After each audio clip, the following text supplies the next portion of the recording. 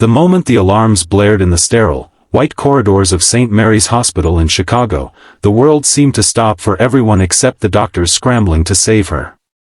Victoria Kane, the formidable CEO of a thriving tech empire, was lying unconscious on the operating table, her life hanging by a thread. She was only 38, her face still carried the elegance and determination that had led her to the top of a male-dominated industry, yet now, hooked up to machines and monitors, she seemed fragile, almost fragile enough to shatter like glass. The surgeons were skilled, the medications potent, yet nothing worked. Every procedure, every intervention, every prayer uttered in the quiet corners of the ICU seemed futile. Time was running out, and hope was fading. If you believe in kindness, second chances, and the unexpected miracles ordinary people can bring, please take a moment to like, comment, share, and subscribe. Victoria had always lived life on her terms, fast-paced, fiercely independent, and often alone. Her personal life had taken a backseat to board meetings, mergers, and high-stakes negotiations. But now, lying in a hospital bed with her body betraying her, she was just a human being who needed a miracle. Doctors had tried everything, the latest experimental drugs, life-saving surgeries, advanced machines, but her heart remained stubbornly fragile. Every beep of the monitor seemed louder than the last, every sigh from the medical staff heavier with despair. Meanwhile, in the opposite side of the city, in a modest, run-down apartment filled with the laughter and chaos of children, Joshua Carter, a single father of two, was folding laundry. Life had not been kind to him. He worked double shifts as a janitor at a local high school, struggling to make ends meet, to put food on the table, to keep his children clothed and safe. Yet, despite the constant exhaustion, Joshua had a heart that seemed too big for the world he inhabited. He believed that every act of kindness, no matter how small, had weight in the universe. He didn't know it yet, but fate was about to test that belief in ways he could never have imagined. The turning point came when a citywide emergency alert flashed across his phone, a notice of a medical crisis requiring urgent blood donation, a rare type Victoria needed desperately. The hospital, overwhelmed by her condition and the rarity of her blood type, had put out an emergency call to anyone who could help. Joshua, without thinking twice, drove through the chilly Chicago streets, his children waving him off, not fully understanding why he was leaving in such a hurry. He didn't know who he was going to help, or that he would be saving the life of one of the most powerful women in the nation, but he went anyway because he felt it was the right thing to do. Arriving at the hospital, Joshua was met with the sterile scent of antiseptic and the anxious eyes of the nurses. They explained the urgency, the uniqueness of his blood type, and the fact that Victoria's life depended on it. Joshua, a man who had never held wealth, influence, or prestige, simply nodded. He rolled up his sleeve, feeling the sting of the needle, and donated what he could. At that moment, his mind wandered not to the CEO, not to her empire, not to the headlines she might make, but to the idea that perhaps he could make a difference, that perhaps he could save a life, that perhaps he could offer hope where it was almost gone. Back in the ICU, Victoria's condition remained critical.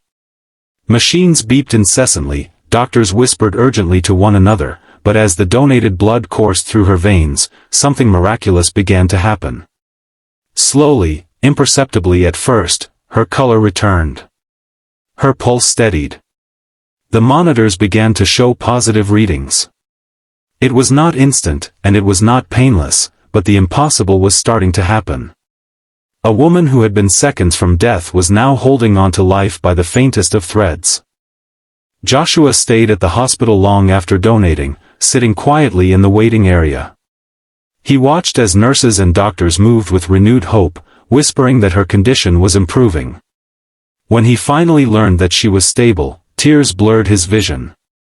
He thought of his children, thought of his humble apartment, thought of all the small, ordinary acts that had led him here. And he realized something extraordinary: kindness, even in its simplest form, could create miracles. Days passed, and Victoria slowly regained consciousness.